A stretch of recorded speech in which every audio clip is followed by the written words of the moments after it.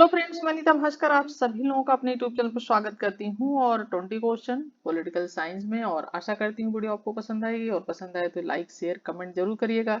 अगर आप चैनल पर नए हैं तो जरूर सब्सक्राइब कर लें, बेल आइकन प्रेस कर लें, जिससे आपको नई वीडियो की नोटिफिकेशन मिलती रहे।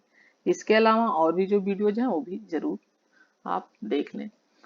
चलिए शुरू करते हैं। और फर्स्ट क्वेश्चन है, प्रत्येक राज्य में एक इच्छा होती है जो विधिक रूप से अन्य सभी इच्छाओं पर प्रबल होती है। यह दृष्टिकोण व्यक्त किया गया है रूसो द्वारा, मैकियावेली द्वारा, मार्सिलियो पंडुआ द्वारा या एच.जे. लास्की द्वारा। राइट ऑप्शन हो जाएगा रूसो। ठीक है, तो रूसो के अनुसार प्रत्येक राज्य में एक इच्छा होती है जो विधिक रूप से अन्य सभी इच्छाओं पर प्रबल होती है। ठीक है, नेक्स्ट है सेकंड क्वेश्चन, निम्न में से कौन सी क्रांति राज्य की उत्पत्ति के दैवी सिद्धांत के पतन का कारण नहीं है। 1688 की इंग्लैंड की क्रांति हुई थी जो, ठीक है, जिसे रक्तहीन क्रांति भी कहा जाता है।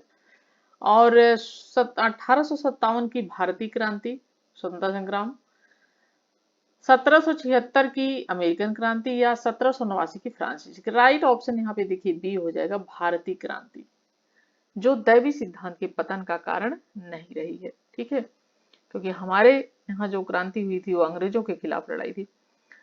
देखिए 1857 की भारतीय क्रांति राज्य के दैवी सिद्धांत के पतन का कारण नहीं है, वरन यह भारत राष्ट्र के औपनिवेशिक सत्ता ब्रिटेन के विरुद्ध आरंभ किए गए स्वतंत्रता आंदोलन की शुरुआत थी और इसके द्वारा भारत राष्ट्र में शोषणकारी अंग्रेज शासकों और उनकी नीतियों के विरुद्ध आवाज उठाई गई और इसके द्वारा भारतीय स्वतंत्रता आंदोलन का सूत्रपात हुआ। ठीक है, बाकी सब दैवी सिद्धांत के पतन का कारण रहे हैं सब। ठीक है, और नेक्स्ट है थर्ड क्वेश्चन, निम्न में से कौन सा कथन कार्ल मार्क्स के राज्य की अवधारणा के अनुरूप नहीं है। मजदूरों का कोई देश नहीं होता, राज्य पृथ्वी पर ईश्वर का अवतरण है, राज्य का लोप हो जाएगा या राज्य शोषण का एक कहते हैं। तो मार्क्स ने क्या नहीं कहा इसमें या उसकी अवधारणा के अनुरूप क्या नहीं है। ठीक है, तो मजदूरों का कोई देश नहीं होता, ठीक है, ऐसा उसने कहा है। राज्य का लोप हो जाएगा, ये भी कहा है कि धीरे धीरे राज्य का क्या होगा, पतन हो जाएगा, लोप हो जाएगा, राज्य समाप्त हो जाएगा और राज्य शोषण का एक यंत्र है, उसने ये भी कहा। क्या नहीं कहा है, राज्य पृथ्वी पर ईश्वर का अवतरण है, यह जो कथन है हीगल का है। ठीक है, आदर्शवादी हीगल का यह कथन है कि जो राज्य है वो पृथ्वी पर ईश्वर का अवतरण है और अन्य तीनों कार्ल मार्क्स के कथन है। और हीगल के अनुसार राज्य मानवीय चेतना का विराट रूप है। हीगल ने कहा राज्य जो है वो मानवीय चेतना का विराट रूप है। ठीक है, और जो है यह विश्व में विवेक की यात्रा है, यह कहा हीगल ने, यह विश्व में विवेक की यात्रा है और यह मनुष्य की स्वतंत्रता की उच्चतम, ठीक है, इसने कहा कि उच्चतम अभिव्यक्ति है। ठीक है, जो परिवार और नागरिक समाज के द्वंद्वात्मक संघर्ष के परिणाम स्वरूप अस्तित्व में आती है। तो राइट ऑप्शन ऑप्शन बी हो जाएगा। फोर्थ क्वेश्चन है, यह सत्य है कि जहां दमनकारी शक्ति नहीं होती वहां राज्य नहीं होता, परंतु शक्ति के प्रयोग से ही राज्य का निर्माण नहीं होता, अन्यथा दस्युपोत अथवा विद्रोहकारी सेना भी एक राज्य कही जा सकती है। यह कथन किसका है। और फोर्थ क्वेश्चन का जो राइट ऑप्शन हो जाएगा ऑप्शन बी हो जाएगा, मैकाइबर। ठीक है, मैकाइबर के अनुसार यह सत्य है कि जहां दमनकारी शक्ति नहीं होती वहां राज्य नहीं होता। ठीक है, परंतु शक्ति के प्रयोग से ही राज्य का निर्माण नहीं होता। तो राइट ऑप्शन ऑप्शन बी हो जाएगा। फिफ्थ क्वेश्चन है, इसमें मिलान करना है सूची फर्स्ट और सूची सेकंड को। राज्य एक पूर्ण समुदाय है, राज्य मानव अवयवी का प्रतिरूप है, बोधा और अरस्तु। राज्य मानव स्वभाव के सार्वभौम सिद्धांतों की अनुक्रमिक उपलब्धि है। ब्लंडसली, राज्य परिवारों और उनके सामूहिक कार्यों का संघ है। और यहाँ पे जो राइट ऑप्शन हो जाएगा ए का 1 हो जाएगा, अरस्तु, राज्य एक पूर्ण समुदाय है। ठीक है, बी का 3 हो जाएगा, ब्लंडसली, और सी का 4 हो जाएगा, बर्गेश, और डी का 2 हो जाएगा, बोधा। तो राइट ऑप्शन यहाँ पे देखिए डी हो जाएगा। ठीक है, क्योंकि राज्य एक पूर्ण समुदाय है, अरस्तु ने कहा, और राज्य मानवीय का प्रतिरूप है, ब्रनसली। राज्य मानव स्वभाव के सार्वभौम सिद्धांतों की अनुक्रमिक उपलब्धि, बर्गेस। और राज्य परिवारों और उनके सामूहिक कार्यों का संघ है, जेन बोदा। 6 क्वेश्चन है निम्नलिखित प्रश्नों के, इसमें अभिकथन और कारण तर्क है। तो पढ़ते हैं अभिकथन। राज्य न तो प्रभु के हाथ का कार्य है, न ही सर्वोच्च भौतिक शक्तियों का परिणाम है, और न ही संकल्प या रूढ़ि की उत्पत्ति है, न ही परिवार का मात्र विस्तार है। और तर्क क्या है? राज्य प्राकृतिक विकास की संस्था है। राइट ऑप्शन क्या हो जाएगा? ऑप्शन ए हो जाएगा। ठीक है, ए और आर दोनों सही है और इसकी सही व्याख्या करता है। क्योंकि राज्य न तो प्रभु के हाथ का कार्य है, न ही सर्वोच्च भौतिक शक्तियों का परिणाम है, न ही संकल्प शक्ति की उत्पत्ति है, न ही परिवार विस्तार मात्र है। राज्य प्राकृतिक विकास की क्या है? संस्था है। राज्य के प्राकृतिक विकास से आशय या अर्थ यह है कि यह एक स्वाभाविक विकास की परिणाम जो है स्वरूप अस्तित्व में आया है। एक स्वाभाविक विकास, धीरे धीरे विकास, तो ये परिणाम स्वरूप क्या आया है? ये अस्तित्व में आया है। ठीक है, तो राइट ऑप्शन हो जाएगा यहाँ पे ऑप्शन ए, दोनों सही। 7 क्वेश्चन है, किसने कहा कि आधुनिक राज्य का मुख्य पक्ष उसकी भूमि, शारीरिक हिंसा का साधनों पर एकाधिकार तथा उसकी दैवी, उसकी वैधानिकता है? Hegel, Weber, Bluntschli, Herman Finer. और राइट ऑप्शन हो जाएगा ऑप्शन बी। ठीक है, हीगल, बेबर, ब्लंडसली और हरमन फाइनर। ठीक है, यह किसने कहा कि आधुनिक राज्य का मुख्य पक्ष? ठीक है, राइट ऑप्शन यहाँ पे सी हो जाएगा, ब्लंडसली हो जाएगा। ठीक है, ब्लंडसली हो जाएगा, क्योंकि ब्लंडसली के अनुसार आधुनिक राज्य का मुख्य पक्ष उसकी भूमि, शारीरिक हिंसा का साधनों पर एकाधिकार तथा उसकी वैधानिकता, और 15वीं 16वीं शताब्दी में यूरोप में राष्ट्रीय राज्यों का उदय हुआ। ठीक है, राष्ट्रीय राज्यों का उदय कब हुआ? 15वीं 16वीं शताब्दी में। और यूरोप में राष्ट्रीय राज्यों का उदय हुआ, और प्रारंभ में राजतंत्र प्रणाली का विकास हुआ, और बाद में संवैधानिक शासन व्यवस्था का उदय हुआ। नेक्स्ट है, राज्य सरकार के संसाधनों से संगठित एक व्यक्ति है। ठीक है, क्या है? राज्य सरकार के संसाधनों से संगठित एक व्यक्ति है जो कानून का निर्माण एवं क्रियान्वयन करता है। और किसके द्वारा यह कहा गया है? गेटल, रूसो, डायसी, अस्टिन। और राइट ऑप्शन हो जाएगा ए बी, डायसी। तो डायसी के अनुसार राज्य सरकार के संसाधनों से संगठित एक व्यक्ति है जो कानून का निर्माण एवं क्रियान्वयन करता है, और राज्य का विधि शास्त्रीय, ठीक है, राज्य का विधि शास्त्रीय सिद्धांत मुख्यतः विविधताओं की देन है, और इसके अंतर्गत राज्य को कानूनी चिंतन की एक संकल्पना के रूप में देखा जाता है। ठीक है, और इसके अनुसार राज्य एक कानूनी शक्ति है, व्यक्ति है। ठीक है, कानूनी व्यक्ति है राज्य का, जिसका मुख्य कार्य कानून का निर्माण, प्रवर्तन, कानूनी अधिकारों की रक्षा करना है। ठीक है, तो राइट ऑप्शन ऑप्शन डी, सी। 9 क्वेश्चन है, निम्नांकित में से कौन सा राज्य का काल्पनिक सिद्धांत नहीं है? दैवी उत्पत्ति का सिद्धांत, आर्थिक सिद्धांत, सामाजिक समझौते का सिद्धांत, ऐतिहासिक विकास या विकासवादी सिद्धांत। ठीक है, और क्या पूछा है कि राज्य की उत्पत्ति के संबंध में कौन सा सिद्धांत, निम्नलिखित में से कौन सा राज्य का काल्पनिक सिद्धांत नहीं है? ठीक है, ये पूछा, और राइट ऑप्शन यहाँ पे डी हो जाएगा। ठीक है,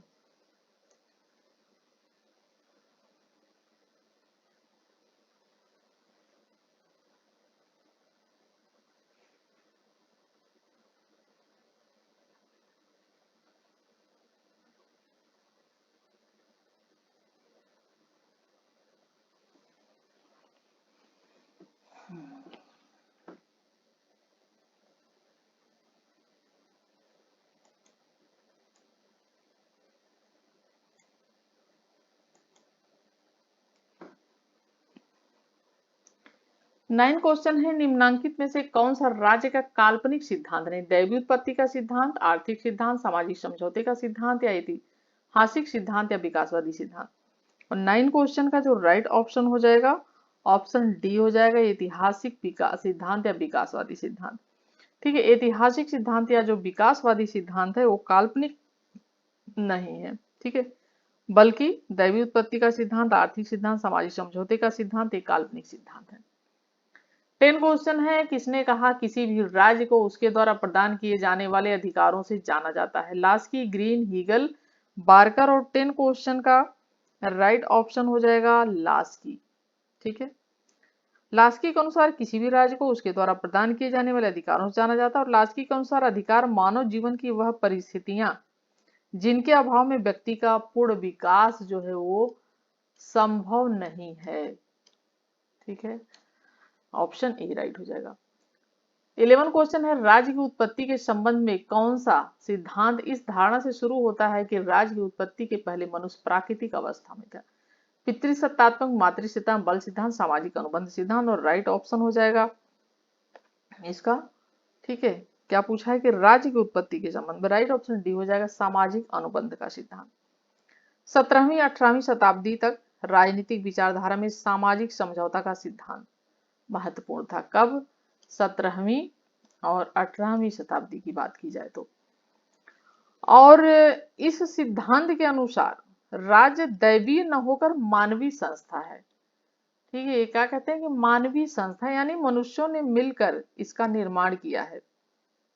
ठीक है, प्राकृतिक अवस्था में जो मनुष्य रहते थे उन लोगों ने मिलकर सबके हित के लिए इसका निर्माण जो है हित के साधन के उद्देश्य से किया है। और सामाजिक अनुबंध के अनुसार राज्य व्यक्तियों द्वारा किए गए समझौते का परिणाम है जो सब प्रकार के राजनीतिक नियंत्रण से मुक्त है। तो राइट ऑप्शन ऑप्शन डी।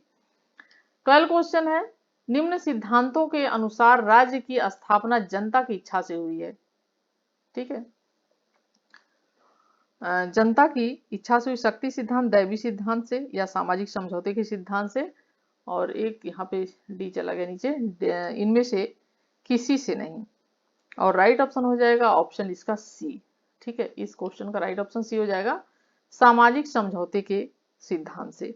तो जैसा कि 17वीं 18वीं शताब्दी की हमने बात की, तो जैसा कि ये हुआ कि लोगों ने मिलकर इसका निर्माण किया है। ठीक है, नेक्स्ट है, सामाजिक संविदा के सिद्धांत का मुख्य रूप से यह कार्य करने का प्रयत्न करता है। राज्य के ऐतिहासिक उद्गम का पता लगाना, बी है राजनीतिक बाध्यता के आधार की व्याख्या करना, सी है यथास्थिति का औचित्य स्थापित करना, और डी है क्रांति द्वारा समाज में आमूल परिवर्तन लाना। ठीक है, और राइट ऑप्शन हो जाएगा ऑप्शन बी, राजनीतिक बाध्यता के आधार की व्याख्या करना। ऑप्शन बी इसका राइट हो जाएगा। ठीक है, तो जैसा कि उदारवादी परंपरा में राज्य की उत्पत्ति तथा प्रकृति के दो सिद्धांत प्रचलित हैं, संविदा सामाजिक समझौता का सिद्धांत और दूसरा और ऐतिहासिक विकासवादी सिद्धांत। तो सामाजिक सिद्धांत कैसा, जैसा राज्य व्यक्ति अपनी अपनी सीमाएं हैं और समझौते का सार है, और यदि इन बाध्यताओं को उल्लंघन हुए तो राज्य नष्ट हो जाएगा। तो राइट ऑप्शन यहाँ पे बाध्यता के आधार की व्याख्या करना होगा। नेक्स्ट है, निम्न में से कौन सामाजिक संविदा के सिद्धांत से संबंधित है?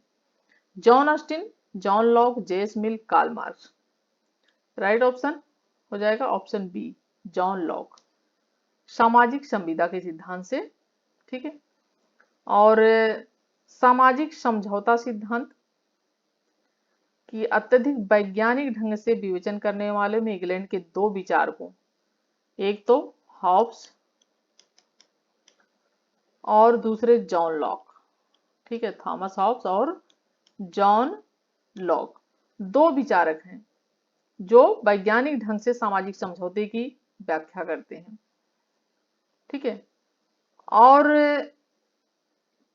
तथा फ्रांस के विचारक जैक्स रूसो भी इसमें आते हैं, का नाम विशेष रूप से उल्लेखनीय सामाजिक संहिता के सिद्धांत से संबंधित है। तो इसमें जॉन लॉक, हॉब्स थॉमस और जॉन लॉक और रूसो ये लोग आते हैं। तो राइट ऑप्शन बी हो जाएगा। नेक्स्ट है, किसने सामाजिक संविदा सिद्धांत की घटिया इतिहास, घटिया दर्शन तथा घटिया विधि के रूप में आलोचना की है? सर हेनरी मेन ने, लॉर्ड एक्टन ने, हॉबहाउस ने, मिल ने। और राइट ऑप्शन हो जाएगा सर हेनरी मेन ने।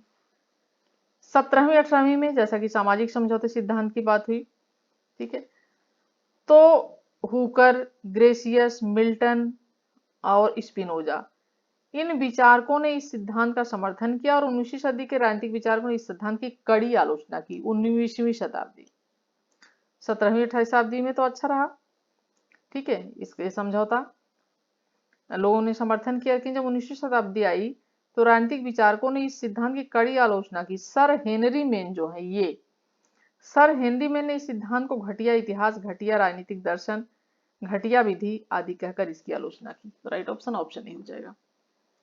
हॉब्स के सामाजिक समझौते में लोगों ने लेवियाथन को केवल विद्रोह का अधिकार कहा, केवल धार्मिक अधिकार सौंपा, लगभग सभी अधिकार सौंपा, या केवल राजनीतिक अधिकार सौंपा। ठीक है, हॉब्स के सामाजिक, और राइट ऑप्शन हो जाएगा ऑप्शन ए। ठीक है, इसका राइट ऑप्शन क्या हो जाएगा? हॉब्स के सामाजिक समझौते में लोगों ने लेवियाथन को,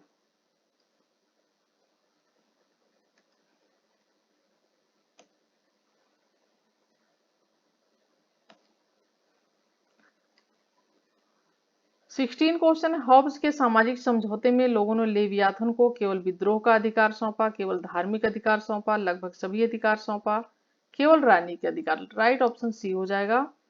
तो लगभग सभी अधिकार सौंपा। तो हॉब्स के समझौते के अनुसार प्रत्येक मनुष्य दूसरे को यह वचन देता है कि मैं स्वयं अपना शासक होने के अधिकार को छोड़कर उस मनुष्य या इस सभा को जिसे प्रभुसत्ताधारी के रूप में मनोनीत किया जाता है, ठीक है, और मेरे ऊपर शासन करने के अधिकार सौंपता हूं। शर्त यह है कि तुम भी अपना अपना अधिकार छोड़ दो और उसके कृत्यों को जैसे ही मान्यता वैसे ही मान्यता प्रदान करो। और इस तरह व्यक्ति अपने यानी जीवन रक्षण के अधिकार को छोड़कर लेवियाथन को प्रदान कर देता है। तो अपने व्यक्ति अपने अधिकार जो है लेवियाथन को प्रदान कर देता है। तो हॉब्स के सामाजिक समझौते में लोगों ने लेवियाथन को लगभग सभी अधिकार सौंपा। ऑप्शन सी राइट हो जाएगा। 17 है, राज्य के संबंध में गांधी जी के विचार इनमें से किसके निकट थे? दार्शनिक अराजकतावादी, सामूहिकतावादी, नैतिक अंतर्हितवाद, उपरोक्त में से कोई नहीं। और 17 क्वेश्चन का राइट ऑप्शन दार्शनिक अराजकतावादी। तो गांधी जी की जो राज्य की सत्ता के विरोधी थे गांधी जी, और क्योंकि उनका कहना था कि राज्य संगठित हिंसा पर आधारित है, ठीक है, और वह अहिंसावादी सिद्धांत के विपरीत है राज्य, और अराजकतावादी भी राज्य की सत्ता के विरोधी हैं, क्योंकि अराजकतावादी भी तो यही कहते हैं कि राज्य की आवश्यकता ही नहीं है, ठीक है, राज्य जो है अनावश्यक बुराई है। तो ये कहते हैं कि जिस तरीके से जो है ये अराजकतावादी राज्य को अनावश्यक और अवांछित मानते हैं, इसी आधार पर गांधी जी को गांधी जी भी ऐसा ही मानते थे, इसीलिए कहा गया गांधी जी को दार्शनिक अराजकतावादी, क्योंकि गांधी जी दार्शनिक भी थे और भी चीजें थी, तो इतना विरोधी भी नहीं थे, तो इसलिए उन्हें दार्शनिक अराजकतावादी कहा गया। 18 क्वेश्चन है, हॉब्स के अनुसार प्राकृतिक अवस्था में मानवीय जीवन एकाकी, निर्धन, निंदनीय, अल्पकालिक था। एकाकी किंतु शांतिपूर्ण था। सी सामाजिक और सहयोगात्मक किंतु दलित था। और राइट ऑप्शन हो जाएगा ऑप्शन ए, एकाकी, निर्धन, निंदनीय, अल्पकालिक था। 19 क्वेश्चन है, राज्य के सामयिक होने पर किस वर्ग का विश्वास था? आदर्शवादियों, साम्राज्यवादियों, संविदावादियों, धर्मतांत्रिकों। और राइट ऑप्शन हो जाएगा ऑप्शन ए, आदर्शवादियों का। तो आदर्शवादियों का राज्य के सामयिक होने पर विश्वास है, और इस विचारधारा के अनुसार व्यक्ति सावयव, ठीक है, और राज्य क्या है? व्यक्ति है ये, और ये सावयिक, ठीक है, ये राज्य, अर्थात राज्य और व्यक्ति के मध्य संबंध आंगिक और अंग का है। किसका है? आंगिक और अंग का, ठीक है,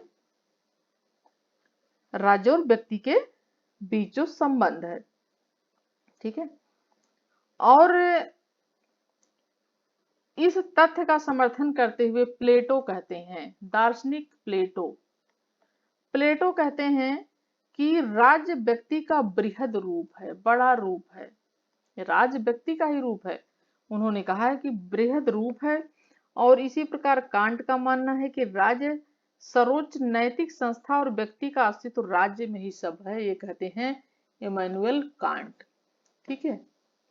और प्लेटो को अफलातून भी कहा जाता था, क्योंकि शरीर से काफी लंबे चौड़े थे ये प्लेटो, और इसीलिए इनको अफलातून भी कहते थे प्लेटो को। और ठीक है। और यहाँ पे राइट ऑप्शन ए हो जाएगा आदर्शवादियों को। ठीक है। 20 और लास्ट क्वेश्चन। तो लॉक के अनुसार लोगों ने समझौता इसलिए किया था ताकि उनके अधिकारों की रक्षा हो सके, पोप तंत्र का दमन किया जा सके, गृह युद्ध का अंत हो सके, या शासकीय चर्च की स्थापना हो सके। और राइट ऑप्शन ऑप्शन ही हो जाएगा उनके, ताकि उनके अधिकारों की क्या हो सके, रक्षा हो सके। लॉक के अनुसार सामाजिक समझौता लोगों ने इसलिए मिलकर किया था। तो लॉक कहता था कि लॉक के अनुसार सामाजिक समझौते के माध्यम से सरकार को ऐसा सुरक्षित और शांतिपूर्ण वातावरण बनाने का दायित्व सौंपा गया, माहौल बनाने का दायित्व सौंपा गया, जिसमें नागरिक समाज के सदस्यों के अधिकारों की रक्षा हो सके। और यदि सरकार कभी अपने उस कर्तव्य से विमुख हो जाती है तो नागरिक समाज उसका विरोध कर सकता है। तो राइट ऑप्शन ऑप्शन ए हो जाएगा। ठीक है। और 20 क्वेश्चन कंप्लीट होते हैं, और आशा करती हूँ वीडियो आपको पसंद आई होगी, और पसंद आई तो प्लीज लाइक शेयर कमेंट जरूर करें। चैनल पे नए हो तो सब्सक्राइब कर लें। Thank you for watching video.